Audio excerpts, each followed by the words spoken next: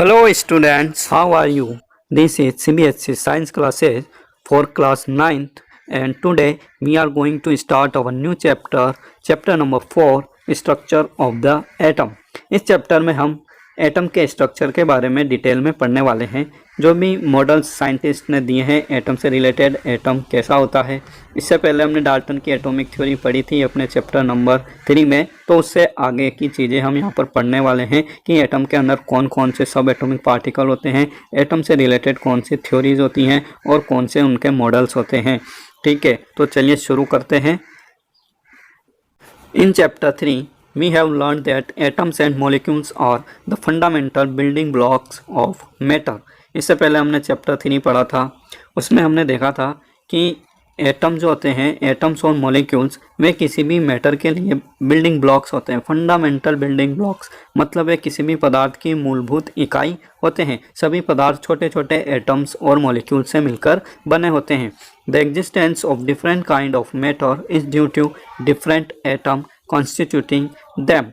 विभिन्न प्रकार के मैटर जो हमें हमारे आसपास दिखाई देते हैं, उनका एग्जिस्टेंस किस कारण है, तो वे उनके अंदर जो एटम्स है उन्हीं के कारण उनका एग्जिस्टेंस है, उन्हीं के कारण में हमें दिखाई देते हैं। नाउ द क्वेश्चन अराइज, तो यहाँ पर एक क्वेश्चन उत्पन्न होता है।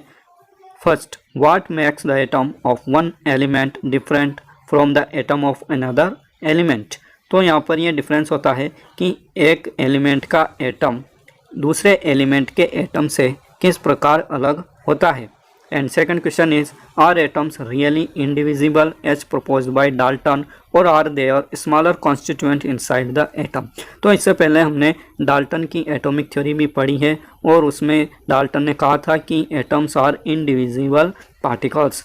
ठीक है, सबसे छोटा जो मैटर का पार्टिकल होता है वह एटम होता है, ऐसा डाल्टन ने कहा था। लेकिन साथ ही उन्होंने ये भी कहा था कि atom can not B divided further, हम इसको आगे डिवाइड नहीं कर सकते। एटम का अर्थ ही यही होता है विच can not be cut further. ठीक है, ए मतलब नॉट और टॉम यानी काटना, तो which can not be cut further are called atom. ऐसा किसने कहा था? डाल्टन ने कहा था। तो यहाँ पर यही क्वेश्चन अराइज होता है कि जब सभी मैटर एटम के बने होते हैं तो वह कौन सी चीज़ है जो हर मैटर को एक दूसरे से अलग करती है। क्या सभी एटम, अलग अलग एलिमेंट्स के एटम अलग अलग प्रकार के होते हैं और अलग अलग प्रकार के होते हैं तो किस कारण से अलग होते हैं। क्या एटम के अंदर कुछ और पार्टिकल्स होते हैं जिनके कारण वे हमें अलग अलग दिखाई देते हैं या अलग अलग आकार, अलग अलग रंग रूप ग्रहण करते हैं। ठीक है, तो इन्हीं क्वेश्चंस का हम यहाँ पर सॉल्यूशन देखने वाले हैं, डिस्कवरी करने वाले हैं।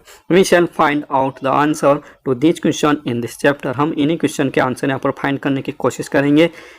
We will learn about some atomic particles and the various models that have been proposed to explain how these particles are arranged within the atom। तो यहाँ पर हम एटम के अंदर जो कुछ और भी सब एटॉमिक पार्टिकल्स होते हैं उनके बारे में हम यहाँ पर स्टडी करेंगे। ठीक है, डाल्टन ने जो कहा था कि एटम इनडिविजिबल होता है तो वह उन्होंने गलत कहा था।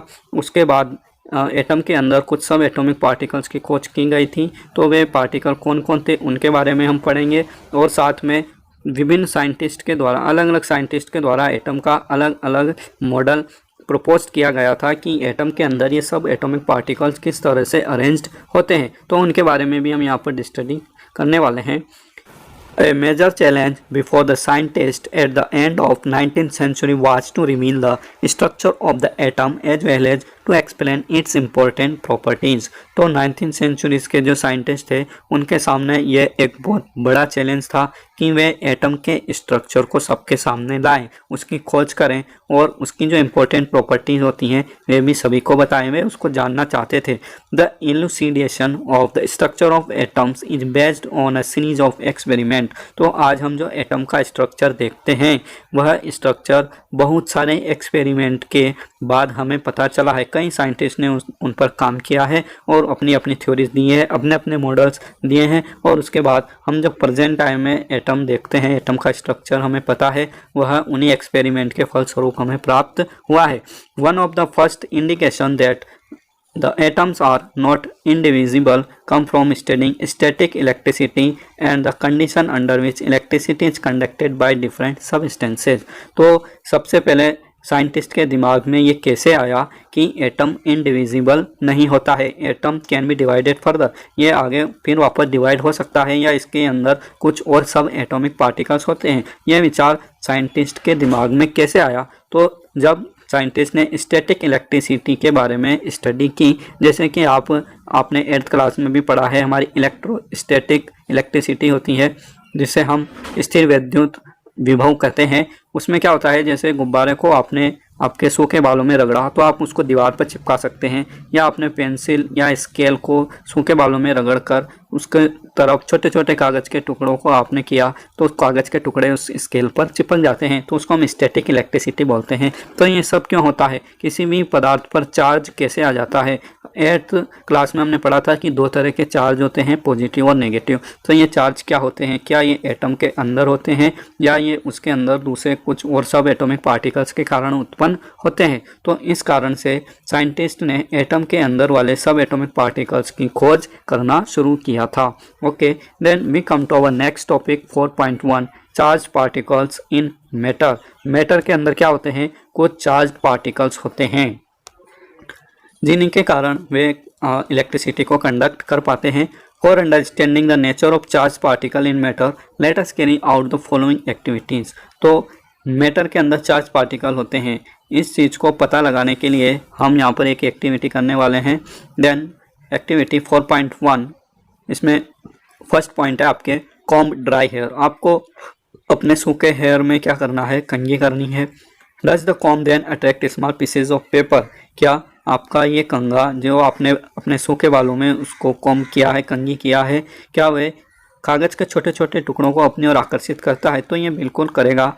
रब a glass rod with a silk cloth and bring the rod near an inflated balloon. आपको एक ग्लास की रोड लेनी है, कांच की छड़, और एक रेशम का कपड़ा लेना है, उनको आपको रगड़ना है आपस में। ग्लास की रोड को सिल्क के क्लॉथ पर रगड़ना है, और अब आपको रोड को एक फूले हुए गुब्बारे के पास लेकर आना है। Observe what happens. तो यहाँ पर क्या होता है? तो यहाँ पर ये जो रोड होती है इन्फ्लेटेड बैलून को अपनी ओर आकर्षित करती है। तो ऐसा क्यों हो रहा है? From these activities we can conclude that on rubbing two objects together they become electrically charged। तो इन एक्टिविटी से यहाँ पर हम ये conclude कर सकते हैं, निष्कर्ष निकाल सकते हैं कि दो ऑब्जेक्ट्स को रब करने पर, आपस में रगड़ने पर उनके ऊपर क्या आ जाता है? चार्ज आ जाता है। They become electrically charged. Where does this charge come from? और ये चार्ज आता कहाँ से है? This question can be answered by knowing that an atom is divisible and consists of charged particles। तो इस क्वेश्चन का आंसर हम इस बात से पता लगा सकते हैं कि एटम डिविजिबल होते हैं, मतलब हम एटम को डिवाइड कर सकते हैं और उनके अंदर कुछ ना कुछ चार्ज पार्टिकल अवश्य होते हैं। Many scientists contributed in revealing the presence of charged particles in atom। तो बहुत सारे साइंटिस्ट ने इसके ऊपर कार्य किया और उन्होंने इसके बारे में पता लगाने की कोशिश की कि एटम के अंदर कई तरह के चार्ज पार्टिकल्स होते हैं। It was known by 1900 that the atom was indivisible particle but contained at least one subatomic particle। The electron identified J.J. Thomson। तो 1900 तक ये सभी को पता था कि एटम इनडिविजिबल पार्टिकल है, मतलब यह इसके अंदर, एटम के अंदर और दूसरे पार्टिकल्स भी हो सकते हैं। इसके बारे में बहुत कम लोगों को पता था, लेकिन इतना ज़रूर पता था कि इसके अंदर कम से कम एक सब एटॉमिक पार्टिकल ज़रूर होता है जिसे हम इलेक्ट्रॉन कहते हैं। और इसको किसने आइडेंटिफाई किया था? इसको J.J. थॉमसन ने आइडेंटिफाई किया था। Even before the electron was identified, E. Goldstein in 1886 discovered the presence of new radiation in a gas discharge and called them canal rays।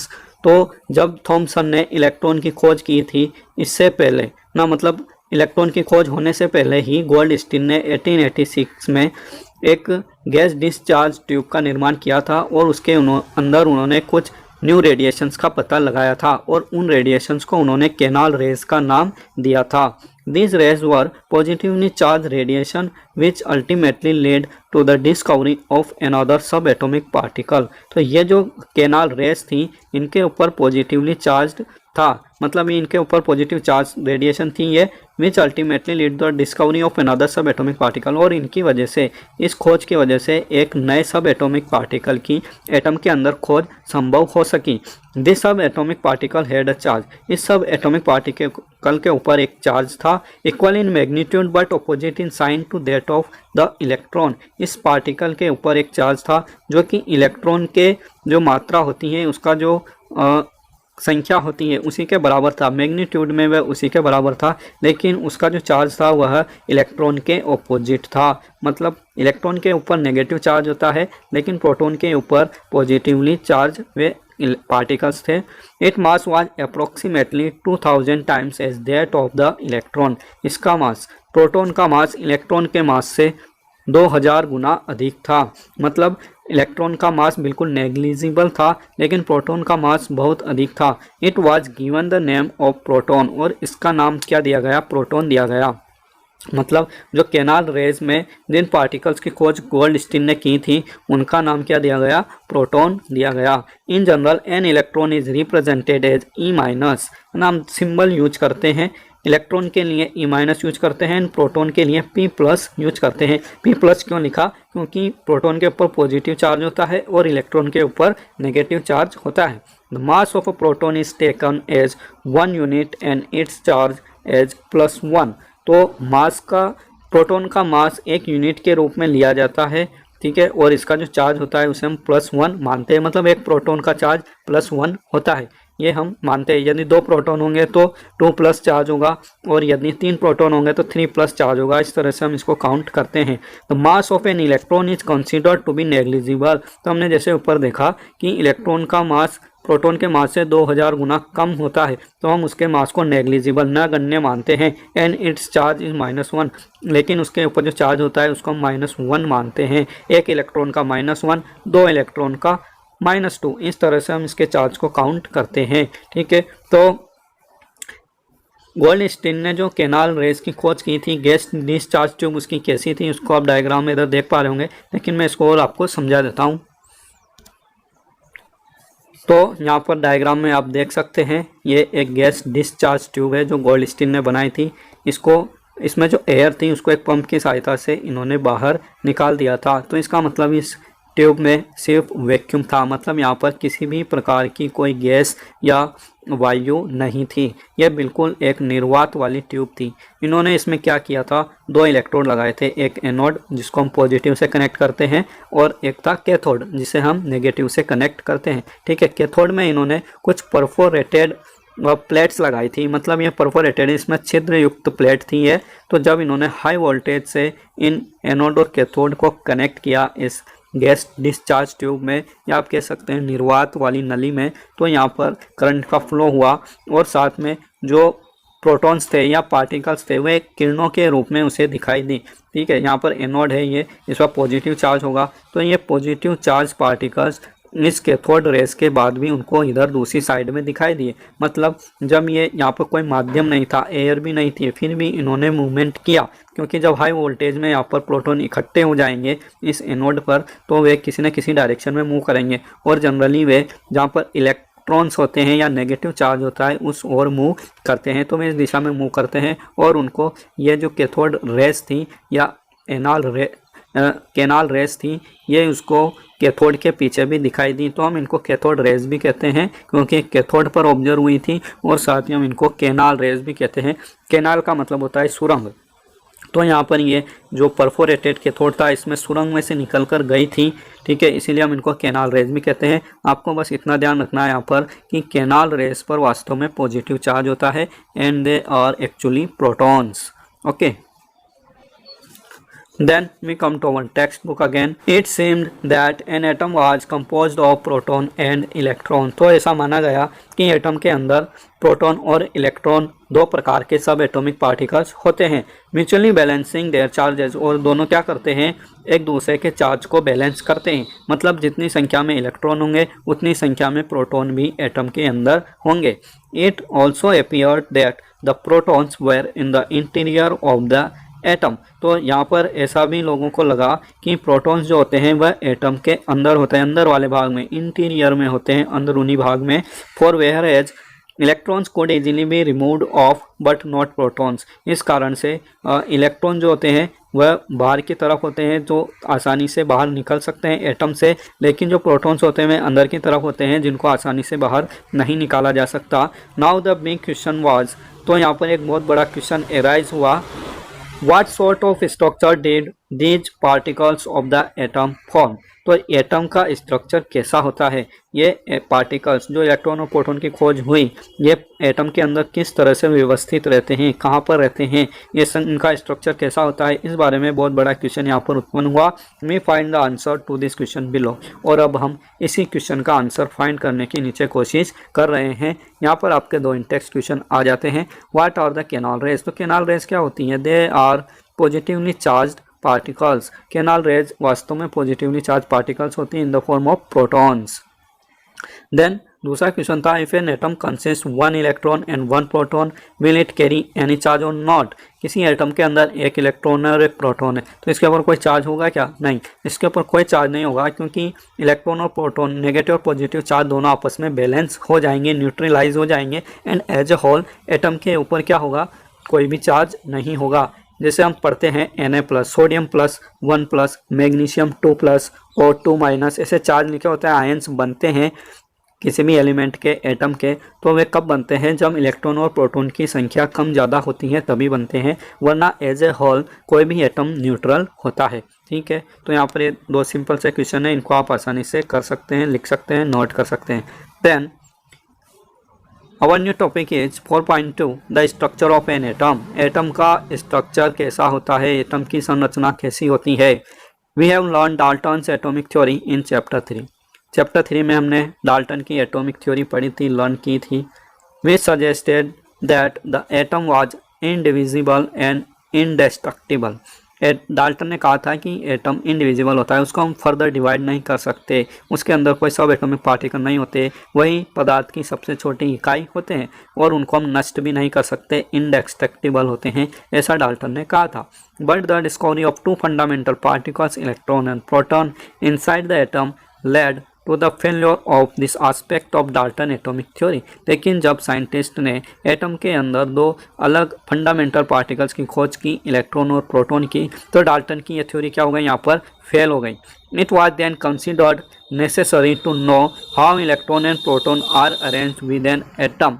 तो यहाँ पर यह जानना बहुत ज़रूरी हो गया था कि इलेक्ट्रॉन और प्रोटॉन एटम के अंदर कैसे स्थित होते हैं और एटम का स्ट्रक्चर कैसा होता है।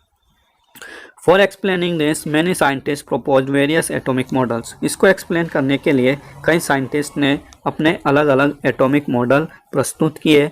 J Thomson was the first one two propose a model for the structure of an atom. और इन साइंटिस्ट में सबसे पहला नाम जे थॉमसन का आता है, जिन्होंने कि एटम का स्ट्रक्चर सबसे पहले बताया। ठीक है, तो थॉमसन का मॉडल क्या था? Thomson model of an atom. Our next topic is Thomson's model of an atom. Thomson ने एटम का क्या मॉडल दिया था? Thomson propose the model of an atom to be similar to that of a Christmas pudding. तो Thomson ने जो model दिया था वह क्रिसमस पर बनाए जाने वाले केक के समान था। उन्होंने क्रिसमस पुडिंग के समान एक मॉडल प्रस्तुत किया था। The electrons in a sphere of positively charged were like currants dry fruits in a spherical Christmas pudding. तो उन्होंने कहा था कि जो इलेक्ट्रॉन्स होते हैं वे एक चार्ज पॉजिटिवली चार्ज स्फीयर में जो ड्राई फ्रूट्स लगाते हैं हम, दाख, बादाम, किशमिश वगैरह, उनकी तरह लगे होते हैं। मतलब जो पूरा केक है वह तो पॉजिटिवली चार्ज स्फीयर है और उसके अंदर जो ड्राई फ्रूट्स हैं वे क्या हैं? इलेक्ट्रॉन्स हैं। We can also think of a watermelon. और इसी तरह से उन्होंने वाटरमेलन से भी उसकी तुलना की।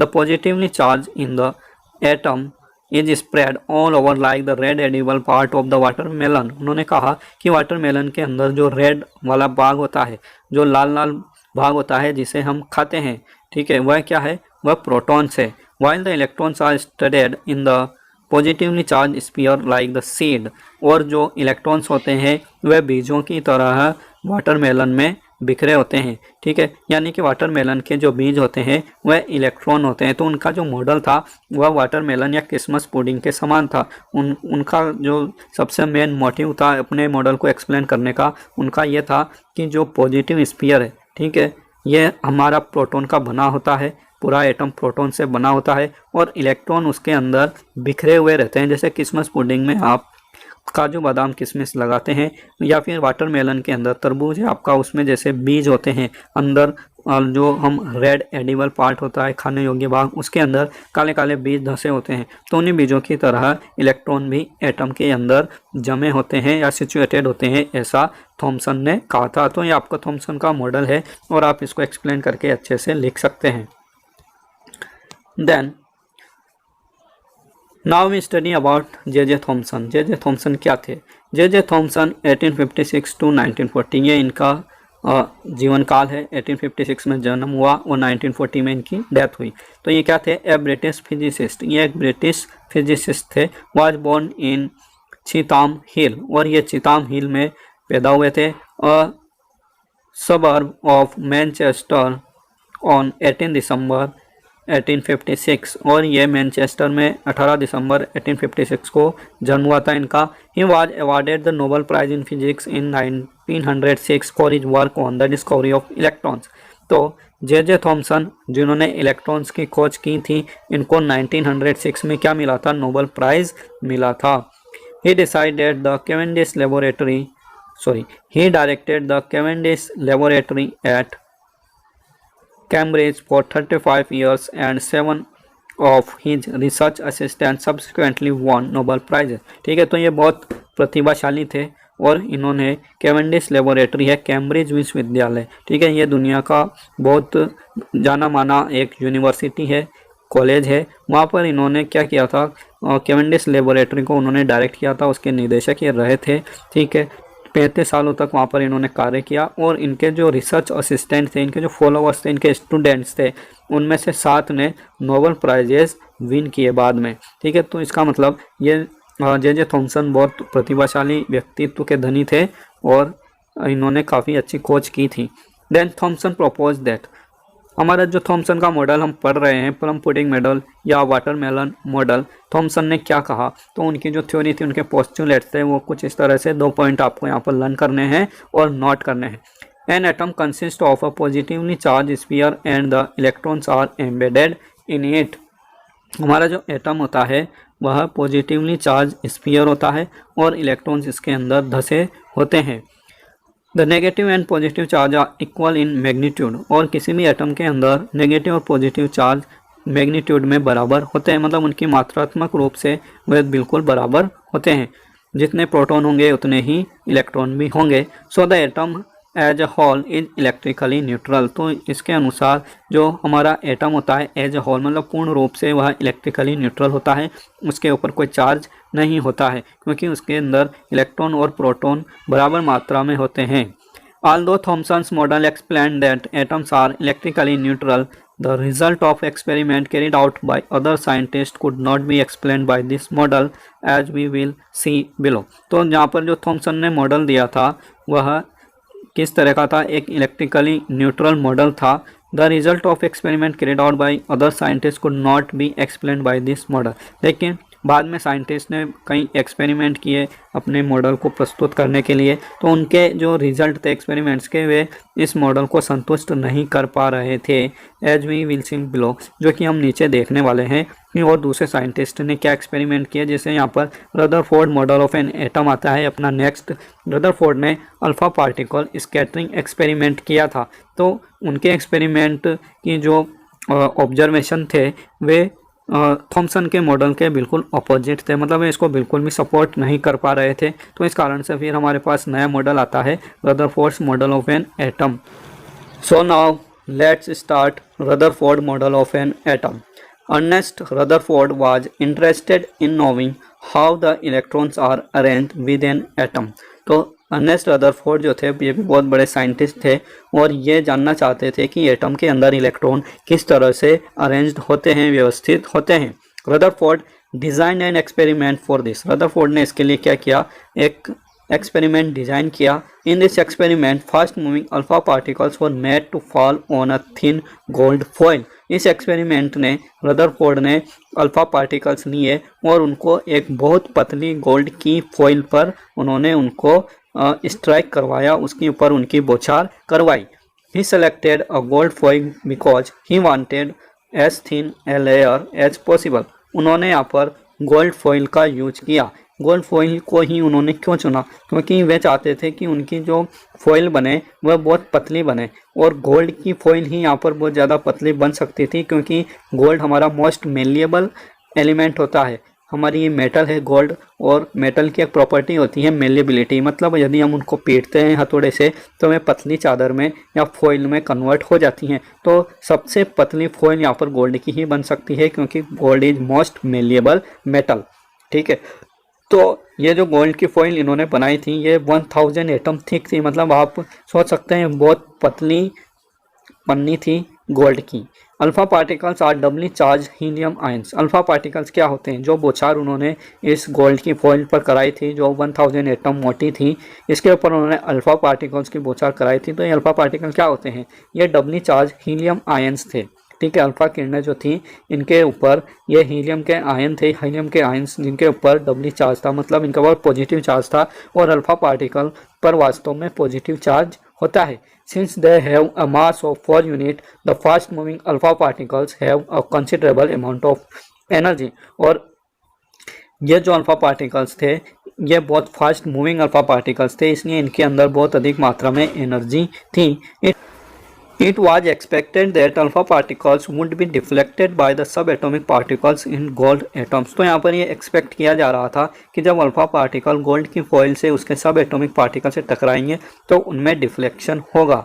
Since the alpha particles were much heavier than the protons, he did not expect to see large deflection। लेकिन जो हमारे साइंटिस्ट थे रदरफोर्ड, उन्होंने देखा था कि अल्फा पार्टिकल्स के ऊपर जो चार्ज होता है वह डबल चार्ज होता है, मतलब हीलियम के आयन थे, हीलियम के एक जो आयन होता है उसके ऊपर 2+ चार्ज होता है, उसके अंदर 2 प्रोटॉन होते हैं।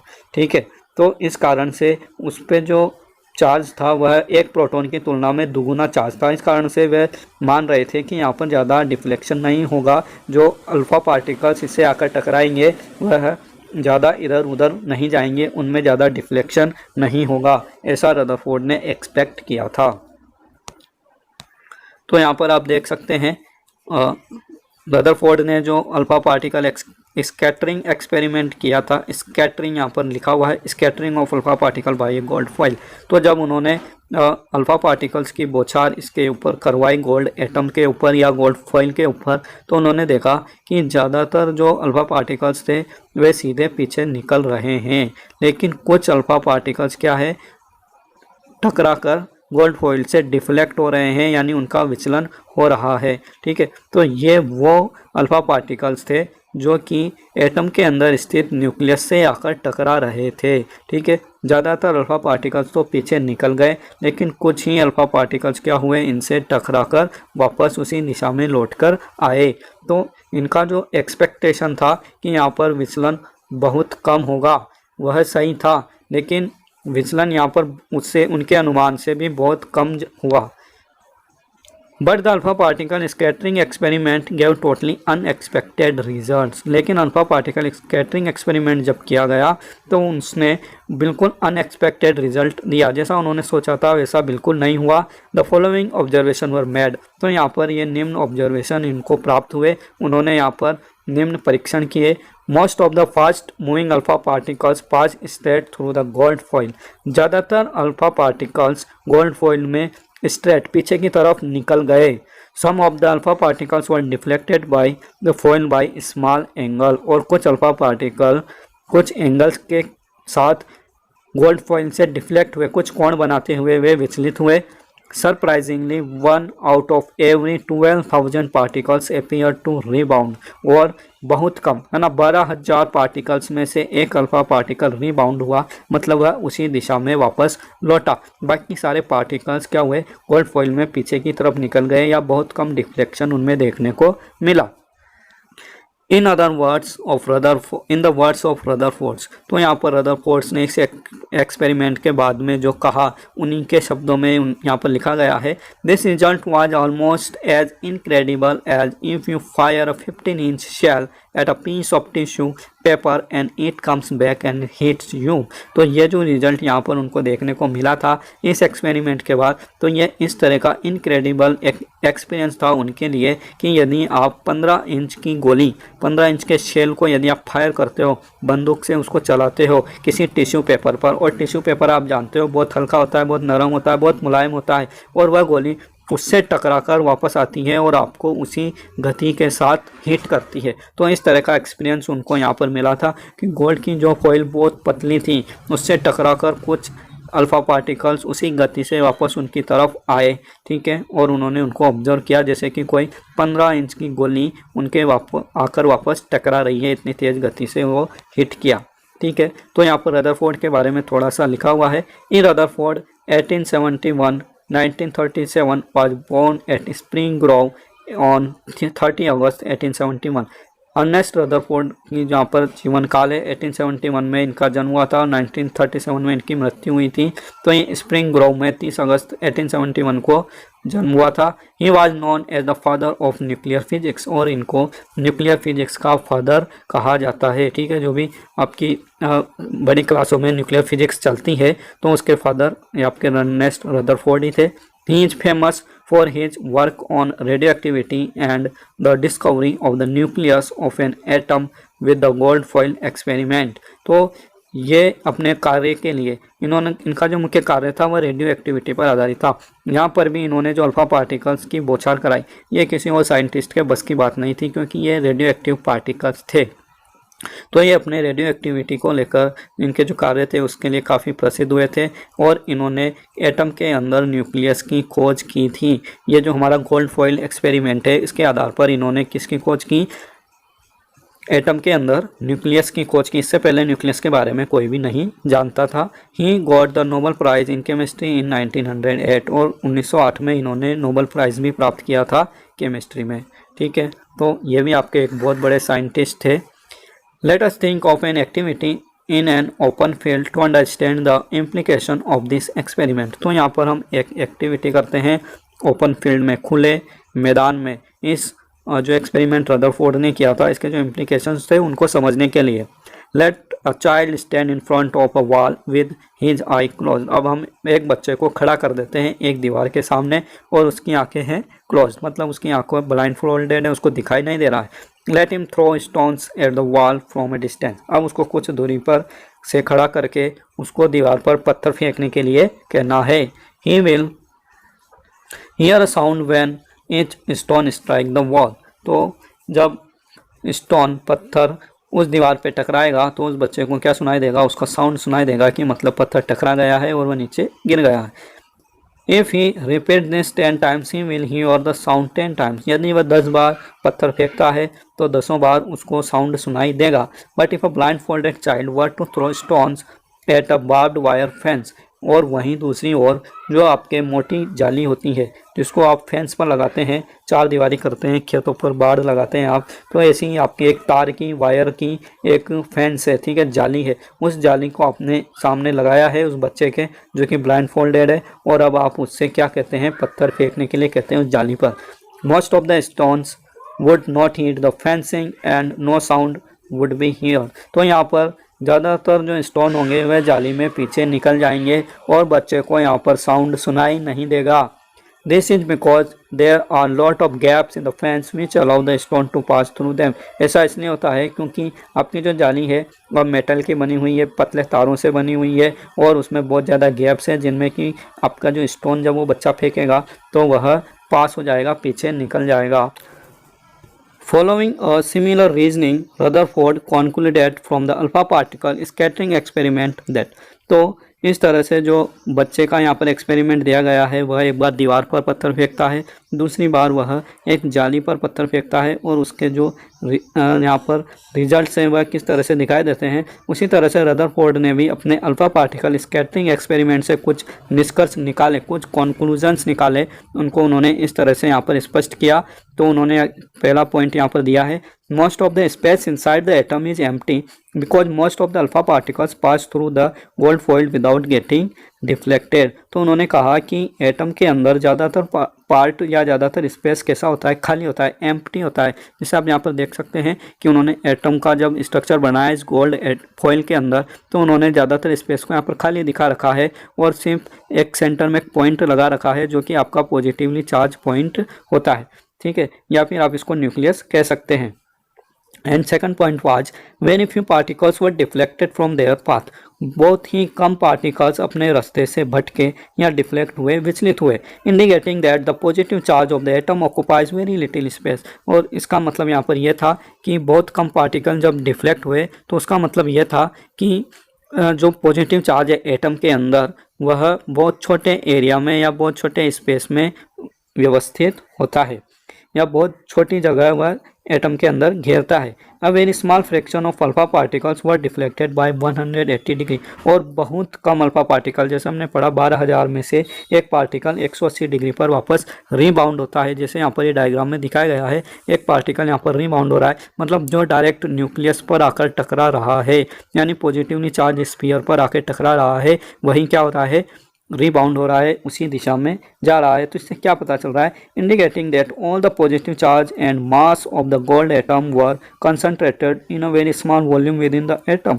इससे यह पता चल रहा है कि एटम के अंदर हमें पता है इलेक्ट्रॉन और प्रोटॉन की संख्या क्या होती है, बराबर होती है। जितने यहाँ पर इलेक्ट्रॉन है उतने ही प्रोटॉन भी हैं, लेकिन प्रोटॉन एक बहुत छोटी जगह में आपस में बहुत ज़्यादा घनत्व बनाते हुए कहाँ रहते हैं, सेंटर में रहते हैं, जिसे हम क्या कहते हैं, न्यूक्लियस कहते हैं। और एटम का पूरा मास इसी केंद्र में व्यवस्थित होता है या सिचुएटेड होता है। From the data, he also calculated that the radius of the nucleus is about 10 raised to power 5 times less than the radius of the atom। तो उन्होंने जो एक्सपेरिमेंट किया उसके जो रिजल्ट्स आए, ऑब्जर्वेशन उन्होंने किए, उसके आधार पर उन्होंने कैलकुलेट किया कि न्यूक्लियस की जो साइज़ होती है वह एटम की साइज से 10⁵ गुना यानी कि 1,00,000 गुना कम होती है। ठीक है, न्यूक्लियस एटम की तुलना में बहुत छोटा होता है और न्यूक्लियस के अंदर सारे प्रोटॉन्स बहुत कम जगह में ऑक्यूपाई करते हैं। On the basis of his experiment, Rutherford put forward the nuclear model of an atom।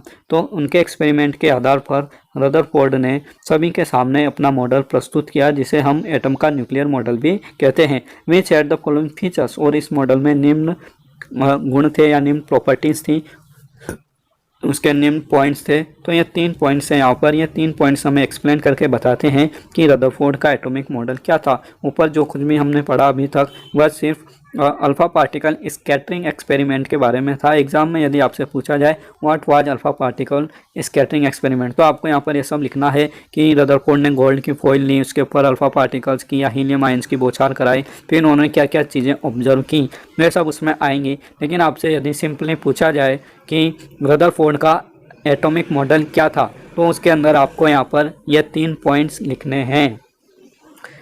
First point है, there is a positively charge centre in an atom called the nucleus. Atom के अंदर एक positively charge centre होता है केंद्र में, जिसे हम न्यूक्लियस कहते हैं। तो सबसे पहले न्यूक्लियस के बारे में बताने वाले हमारे साइंटिस्ट रदरफोर्ड ही थे। Nearly all the mass of an atom reside in the nucleus. और पूरे एटम का मास न्यूक्लियस के अंदर ही कंसंट्रेटेड होता है या स्थित होता है, क्योंकि हमें पता है प्रोटॉन के ऊपर मास इलेक्ट्रॉन के मास से 2000 गुना ज़्यादा होता है। इलेक्ट्रॉन का मास नेग्लिजिबल होता है, इलेक्ट्रॉन के ऊपर मास बिल्कुल नगण्य होता है, लेकिन प्रोटॉन का मास कैलकुलेट होता है। तो किसी भी एटम का मास जो होता है वह उसके न्यूक्लियस के कारण ही होता है और न्यूक्लियस में उपस्थित प्रोटॉन के कारण ही होता है। देन इनका सेकंड पॉइंट था, the electrons revolve around the nucleus in circular path. उनका जो दूसरा सबसे महत्वपूर्ण यहाँ पर सिद्धांत था, उन्होंने अपने मॉडल में प्रस्तुत किया था, वह यह था कि इलेक्ट्रॉन न्यूक्लियर के आसपास सर्कुलर पाथ में चक्कर लगाते हैं, वे घूमते रहते हैं। The size of the nucleus is very small as compare to the size of the atom.